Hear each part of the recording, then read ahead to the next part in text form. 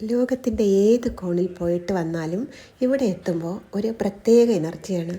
ഇത് ഇന്ന് വാവുബലി ആയതുകൊണ്ട് എൻ്റെ അച്ഛനും അമ്മാവനും കൂടെ ഈ തോടിൻ്റെ കരയിൽ ബലിയിടുന്നതാണ്. ഇതെൻ്റെ വീടിന് തൊട്ടടുത്തുള്ള ഒരു തോടാണ്. പണ്ട് ഇവിടെ ഒത്തിരി ആൾക്കാരൊക്കെ ഇങ്ങനെ ബലിയിടുമായിരുന്നു. ഒരുമിച്ച് ചോറൊക്കെ വെച്ച് എല്ലാവരുമായിട്ട് ബലി കർമ്മം ചെയ്തുകൊണ്ടിരുന്ന ഒരു തോടാണ്. ഇപ്പോൾ എല്ലാവരും അമ്പലത്തിലോട്ടൊക്കെ മാറിയൊക്കെ പോയി ബലിയിടുകയാണ്. ഇപ്പോൾ എൻ്റെ അച്ഛനും അമ്മാവനും മാത്രമേ ഉള്ളൂ. അച്ഛന് തീരെ വയ്യ, എങ്കിലും അച്ഛൻ ബലിതർപ്പണം ചെയ്യുകയാണ്. പിന്നെ ഈ ബലിച്ചോറ് കഴിക്കാനായിട്ട് ഭയങ്കര ടേസ്റ്റാണ് കേട്ടോ. ഇത് കഴിക്കുമ്പോൾ ഒരു പ്രത്യേക ടേസ്റ്റ് തന്നെയാണ് ഈ ബലിച്ചോറിന്. പണ്ട് മുതൽ ഞങ്ങൾ കഴിക്കുന്നതാണ് ഇത്. പിന്നെ അമ്മാവൻ്റെ പാടത്ത് അമ്മാവൻ കുറച്ച് പച്ചക്കറികളൊക്കെ നട്ടിട്ടുണ്ടായിരുന്നു. അതായത് വെള്ളരി, ചീര, പയർ അങ്ങനെയൊക്കെ. അപ്പോൾ ഞാൻ വന്നതുകൊണ്ട് അമ്മാവൻ എനിക്ക് അതിൽ നിന്ന് കുറച്ച് പച്ചക്കറിയൊക്കെ പറിച്ച് തരുമായിരുന്നു.